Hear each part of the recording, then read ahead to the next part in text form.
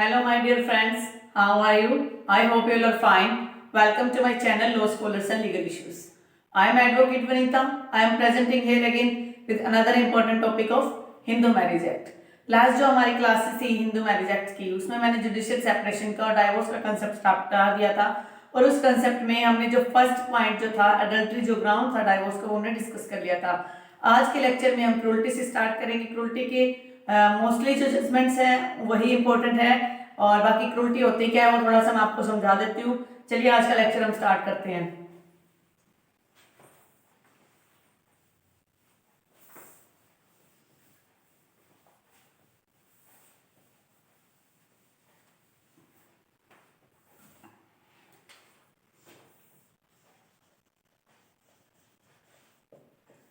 There are two types of cruelty. First is physical, second is mental. Physically मतलब किसी को मारना पीटना फिजिकल होता है। कोई भी आप कह सकते हो इंजरी देना on body, injury on body या स्लैपिंग करना, थप्पड़ मार दिया एक्सेट्रा, ये सब कुछ है जो फिजिकल इंजरी। फिजिकल का मतलब शारीरिक तौर पर कुछ चोट पहुंचाना, that is called physical injury, sorry physical क्रूरलिटी। Mental क्रूरलिटी क्या होता है? स्टेट ऑफ माइंड होता है ये, स्टेट ऑफ माइंड। कोई ऐसी बात कहना जिससे माइंड पर इफेक्ट पड़ना, जैसे कि ताने मारना, टॉन्ट्स जिसे आप बोल सकते हो, डोरी के लिए परेशान करना, मेंटली हैरास करना, और भी कोई ऐसे कमेंट करना कि तुझे तो ये काम नहीं आता, तो घर का काम नहीं करती अच्छे से, या मान लो तेरे बेटा नहीं हो रहा या बच्चा नहीं हो रहा, दहेज के लिए परेशान करना, ये सारा क्या है? मेंटल क्रूरल्टी में आ जाएगा। तो अगर हम बात करें सेक्शन 13, निकाल लीजिए आप अपना बेयर एक्ट। सेक्शन 13 जो है उसका क्लॉज फर्स्ट ए कहता है has any marriage solemnized whether before or after the commencement of this act may on a petition presented by either the husband or the wife be dissolved by a decree of divorce on the ground that the other party has after the solemnization of marriage treated the petitioner with cruelty। cruelty के साथ अगर वो treat कर रहा है with cruelty, that is mental भी और physical भी, दोनों प्रकार भी हो सकती है, दोनों में से कोई एक भी हो सकती है।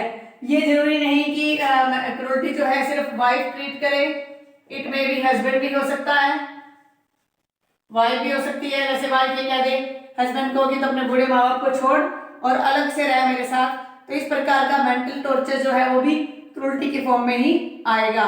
इसके रिगार्डिंग कुछ एक इंपॉर्टेंट जजमेंट्स हैं जो बहुत इंपॉर्टेंट है और एग्जाम में पूछ लिए जाते हैं।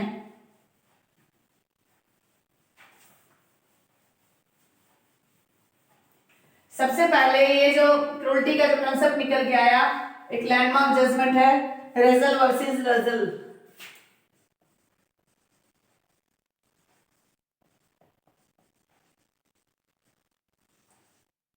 ये एक है। फिर आया दास्ताने वर्सेस दास्ताने,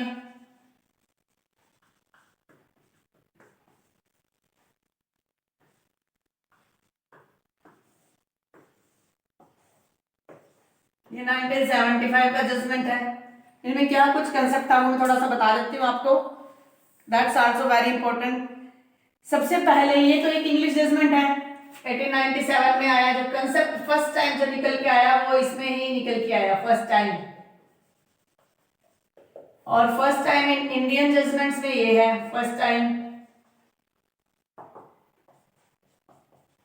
इंडिया में, ये इंग्लिश जजमेंट है। तो इसमें ये बात कही गई कि रीजनेबल अप्रीहेंशन होना चाहिए, रीजनेबल होना चाहिए। क्रूरल्टी जो भी है ना, whether that is physical or mental, every type of cruelty that can be reasonable apprehension होना चाहिए।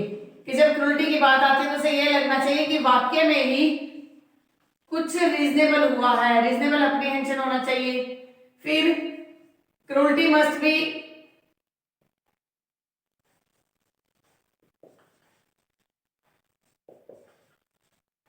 मस्ट बी नहीं कैन बी, क्रूरल्टी हो सकती है इंटेंशनल और अनइंटेंशनल। कि क्रूरटी इंटेंशनल भी हो सकती है और अनइंटेंशनल भी हो सकती है। किसी ने जानबूझ के क्रूरटी की कि मुझे इसको परेशान करना है। हस्बैंड ने सोचा, एग्जांपल ले लीजिए आप, एक हस्बैंड है, उसका क्या है, सी से एक्स्ट्रा मैरिटल अफेयर है, बी उसकी वाइफ है। ये जानबूझकर इंटेंशनली बार बार बी को टॉर्चर करता है, वाइफ को टॉर्चर करता है कि वो मुझे डाइवोर्स दे दे और मैं सी के साथ मैरिज कर लूं। ये जानबूझकर है। यहाँ ऐसी कोई इंटेंशन नहीं, नेक्स्ट एग्जांपल, यहाँ पे ऐसी इंटेंशन नहीं है हस्बैंड की, बट वो वैसे उसको ताने मार रहा है कि तू पैसा नहीं लेके आई, तेरे को बेटा नहीं हो रहा, तेरे को बच्चा ही नहीं हो रहा, इस प्रकार का अलग अलग टॉन्ट्स उसको दे रहा है। ये अनइंटेंशनल, उसकी किसी प्रकार की इंटेंशन नहीं है कि अगर मैं ऐसे उसको प्रताड़ित करूंगा तो वो यहाँ से छोड़ के चली जाएगी। उसका कोई ऐसा मोटिव नहीं है, ना डाइवोर्स लेने का मोटिव है, ना कोई अदर मोटिव है, कोई अदर इंटेंशन नहीं है। तो उस मामले में वो अनइंटेंशनल क्रूरटी हो गई। तो रजल वर्सेस रजल में ये मामला निकल के आया। फर्स्ट लैंडमार्क केस जो था रजल वर्सेस रजल था, सेकंड दास्ताने वर्सेस दास्ताने। इस केस में क्या हुआ था, सुप्रीम कोर्ट ने एलाबोरेट किया था कंसेप्ट को, सुप्रीम कोर्ट ने एलाबोरेट किया। क्या कहा सुप्रीम कोर्ट ने, कोर्ट ने ये बात कही कि जरूरी नहीं कि जो आइडियल हस्बैंड वाइफ लगते हैं उन दोनों के बीच में कोई डिफरेंसेस भी हैं, वो भी जो क्रूरटी की फॉर्म में आ जाते हैं। डिफरेंसेस को लेके आए कोर्ट, डिफरेंसेस लेके आई। फिर कोर्ट ने कहा जज ये भी नहीं देखेगा कि कौन से पर्सनल व्यूज दोनों के मायने रखते हैं, दोनों के नो पर्सनल व्यूज, कोई पर्सनल व्यूज कोर्ट नहीं देखेगी। ना तो कोर्ट कह रही है कि कोर्ट डिफरेंस, नो डिफरेंस भी नहीं देखेगी, पर्सनल व्यूज भी नहीं देखेगी, जब क्रूरटी को डिफाइन करेगी देखेगी। जज should not import the concept of A reasonable man. एक कोर्ट जो है रीजनेबल मैन के हिसाब से नहीं सोचेगी। क्रूरटी का जो कंसेप्ट है, मान लो जज खुद जो है घर में अपनी वाइफ से परेशान है, ऐसे कोई कंडीशन है, तो वो व्यक्तिगत तौर पर लेकर कोई कंसेप्ट को नहीं लेके आएगा। तो ये बात कही गई कि आप जो है क्रूरटी के कंसेप्ट को एलाबोरेट कर दिया। फिर ये बात कही कि जज अगर कोई फैसला देता है तो हस्बैंड वाइफ के डिफरेंसेस को नहीं देखेगा। थर्ड ये बात कही कि दोनों के बीच का कोई पर्सनल व्यू है, दोनों का कोई पर्सनल मिसअंडरस्टैंडिंग उसको नहीं देखेगा। और जो क्रूरटी है वो मस्ट बी रीजनेबल होनी चाहिए। आप इसे नोट कीजिए फटाफट, फिर आगे का जो लैंडमार्क केसेज है वो भी हम डिस्कस करते हैं। तो ये दोनों जजमेंट जो है वो इसलिए इंपॉर्टेंट हो जाते हैं क्योंकि एग्जाम में पूछ ले जाते हैं, प्री के एग्जाम में आ जाता है कि पहली बार ये कंसेप्ट कैसे निकल के आया, इंडिया में ये कंसेप्ट कैसे आया। तो इस प्रकार से ये प्री के पॉइंट ऑफ व्यू से बहुत इंपॉर्टेंट है। और जब क्रूरटी के कंसेप्ट को एग्जाम में लिखना हो तो उसके रिगार्डिंग तो लेटेस्ट जजमेंट भी आए हुए हैं और इन जजमेंट्स को भी यूज किया जा सकता है। It doesn't matter what type of judgement you have wrote in the exam, exam में आप किस प्रकार का जजमेंट लिखते हो, that doesn't matter. The matter is that the judgement must be related to the concept. अगला इसमें केस है सावित्री पांडे वर्सेस प्रेमचंद पांडे। सावित्री पांडे वर्सेस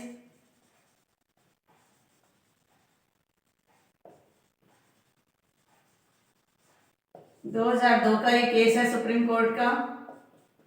इस केस में क्या था, पूरा का पूरा फोकस जुडिशरी का किस चीज पर था कि जो मैरिज के जो इंस्टीट्यूशन है, marriage the main object of judiciary,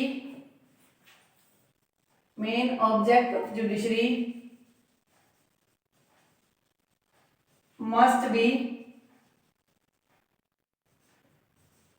must be preserved, must be on preservation of the institution of marriage। जो मैरिज का एक इंस्टीट्यूशन है उसको संभाल के रखना ही जुडिशरी का मेन ऑब्जेक्ट होना चाहिए। ये तो हो गया सावित्री पांडे का केस। इससे नेक्स्ट केस है प्रवीण मेहता वर्सेस इंद्रजीत मेहता। ये भी 2002 का केस है।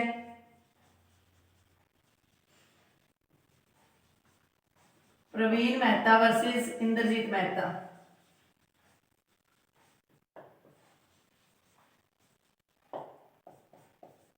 ये भी 2002 का केस है। इसमें क्या हुआ, इसमें जो है क्रूरटी को ये बताया गया कि रीजनेबल अप्रीहेंशन होनी चाहिए और मेंटल क्रूरल्टी का भी इसमें डिस्कशन था। वही चीज है रीजनेबल अप्रीहेंशन,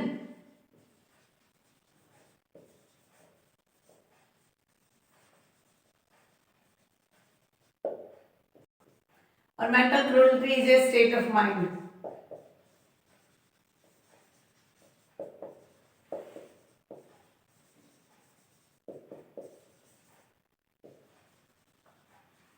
ये दो चीजें इसमें कही थी। फिर अगला केस है ए जयचंद्रा वर्सेस अनिल कौर।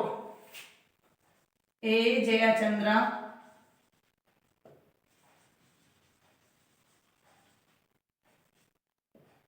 वर्सेस अनिल कौर। इस केस में वेरियस डायमेंशन बताए गए, 2004 का केस है ये।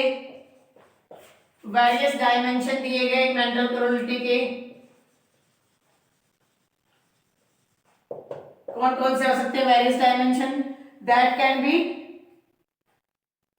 कौन से टाइप्स होते हैं, जैसे टाइप्स के बारे में बता दिया, क्रूरल्टी किस प्रकार की हो सकती है, फैक्टर्स क्या रिस्पॉन्सिबल हो सकते हैं, एक्सेट्रा। जो रिलेटेड है क्रूरल्टी के किस हिसाब से हम उसको शो कर सकते हैं, क्या एब्यूजिव सेंस है वो क्रूरल्टी है, ठीक है।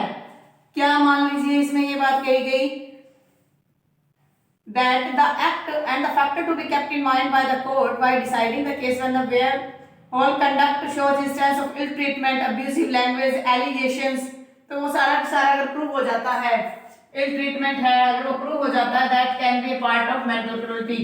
और जो दास्ताने वर्सेस दास्ताने का जो केस था ना, वो केस मेंटल क्रूरल्टी के रिगार्डिंग ही था, और जो रजल वर्सेस रजल उसमें मेंटल क्रूरल्टी के कंसेप्ट को लेके आए थे, क्योंकि उससे पहले सिर्फ फिजिकल क्रूरल्टी को ही माना जाता था।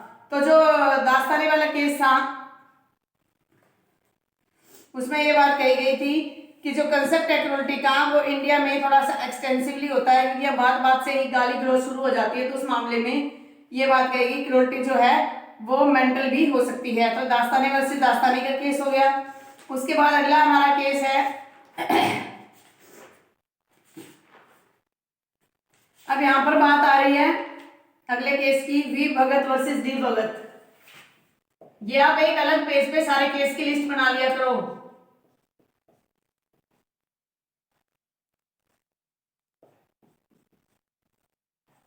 ये जो केस है 2002 का है, कह रहा है कि क्रूरल्टी कैन बी अनइंटेंशनल। तो ये हो गए हमारे 4 केस, और 2 केस हम पहले डिस्कस करके 6 केस है अभी इसके रिगार्डिंग।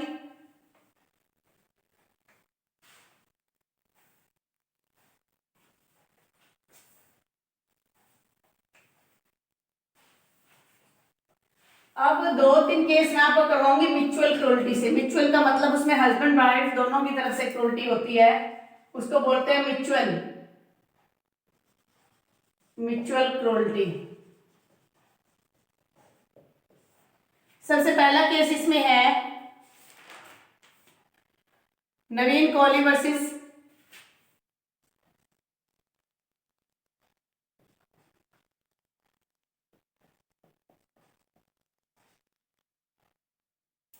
नीरू कोहली।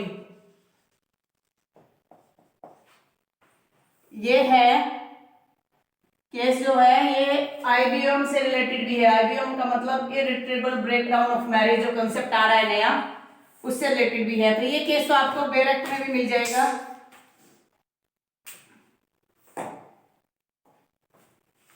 अगर अपना बेयर एक्ट आप निकालते हो उसमें क्रूरल्टी के रिगार्डिंग अगर आप देखते हो तो बेयर एक्ट में भी आपको ये केस जो है मिल जाएगा।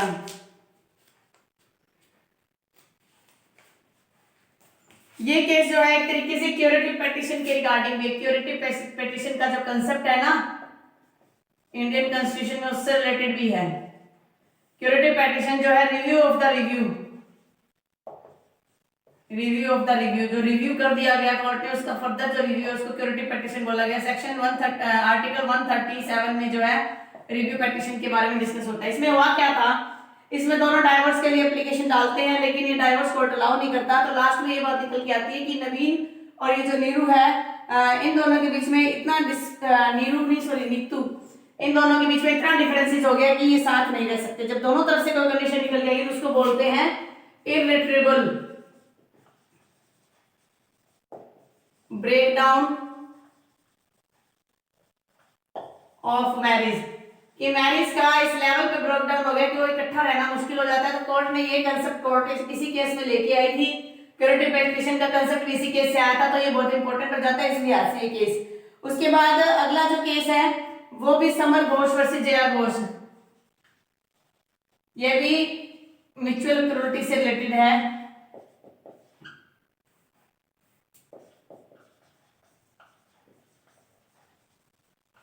ये भी म्यूचुअल क्रूरटी से रिलेटेड है। इसमें भी यही बात कही गई थी कि जब दोनों का, इसमें एक चीज आप बहुत याद रखना, इसमें 14 गाइडलाइंस या डायरेक्टिव्स दिए गए थे कोर्ट के द्वारा, 14 डायरेक्टिव्स दिए गए थे।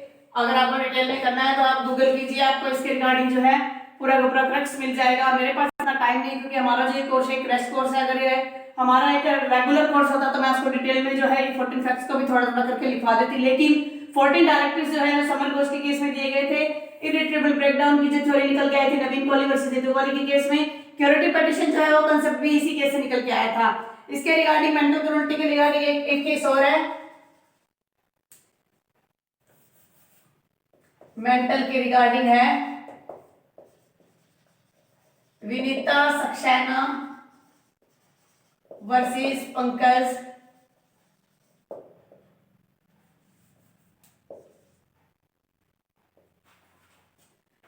पंकज पंडित। ये भी 2006 का केस है, ये भी मेंटल क्रूरटी के कंसेप्ट को लेके आता है। उसके बाद अगला एक केस और है, इसमें इंपॉर्टेंट है मनीषा त्यागी वर्सेस दीपक कुमार। ये ऐसे होता है, ये तो मेंटल से नहीं, उसके रिगार्डिंग है। अभी एक केस और है विद्या विश्वनाथन वर्सेस कार्तिक बालकृष्णा, विद्या विश्वनाथन वर्सेस कार्तिक बालकृष्णा।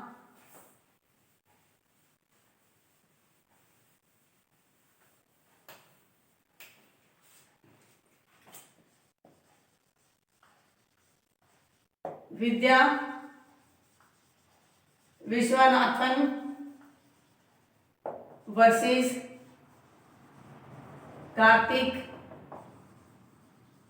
बालकृष्णा, 2014 का केस में है।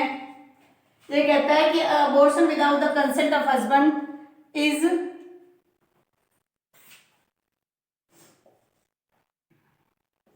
Abortion without the consent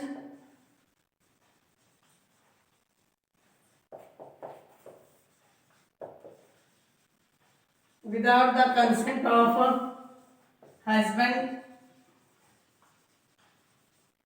deemed to be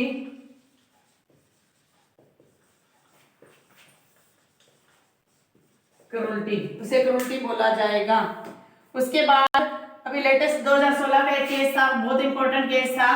इस केस में क्या हुआ था, नरेंद्र वर्सेस के मीना।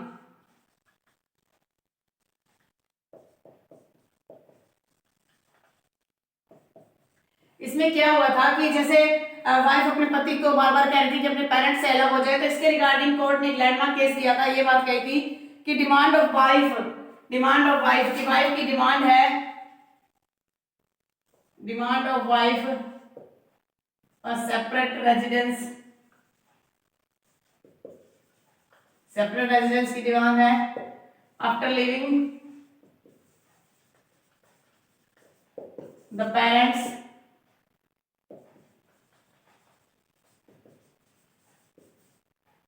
ऑफ हस्बैंड के पेरेंट्स को छोड़कर सेपरेट लिविंग की बात की। डिमांड ऑफ अ वाइफ और to get a separate residence from husband. ये मामला भी काफी इंपॉर्टेंट है इसके, क्योंकि ये भी एक लेटेस्ट केस आप इसे कह सकते हो जो हमारे एग्जाम के पॉइंट ऑफ व्यू से इंपॉर्टेंट है। उसके अलावा आप कंटिन्यू टच में रह कीजिए, लिव लो जो करके एक साइट है, ये ऐप है, ये आप अपने मोबाइल में डाउनलोड कर लीजिए। इसमें लेटेस्ट केस आते रहते हैं, तो अगर लेटेस्ट आप डिटेल में भी नहीं पढ़ोगे तो अगर डेली कोई भी आपके पास नोटिफिकेशन आता है इसके रिगार्डिंग, तो जो मेन हेडिंग आ जाती है उससे भी आपको आइडिया हो जाएगा कि करंट में क्या कुछ चल रहा है, हमारे जुडिशरी क्या कुछ नए स्टेप लेकर आ रही है, उसका हमें पता चलेगा। उसके अलावा ये जो केसेस की लिस्ट है वो आपके माइंड में आएगा कि केसेस को हम याद कैसे करें।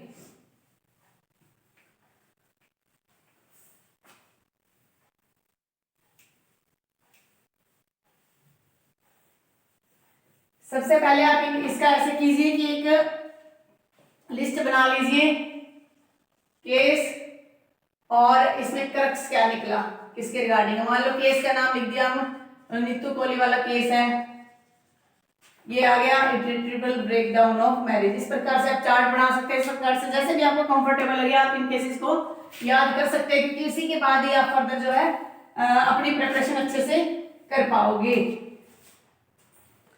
सो माय डियर फ्रेंड्स, आज का लेक्चर आपको कैसा लगा? अगर आपको अच्छा लगे तो आप मेरे वीडियो को लाइक कीजिए। अगर आप मेरे चैनल पे न्यू हो और फर्स्ट टाइम इस वीडियो को देख रहे हो तो मेरी आपसे रिक्वेस्ट है कि आप मेरे चैनल को सब्सक्राइब कर लीजिए और फर्दर जो रिवीजन भी करते रहिए। और लास्ट प्रीवियस लेक्चर में डेली जो अपलोड करते हो एक बार उनको भी जरूर सुन लिया कीजिए। उसके बाद क्या अपने लेवल पे जितने भी आप शॉर्ट नोट्स बना सकते हो अपने अकॉर्डिंग, जैसे आपको लगता है आप बना सकते हो।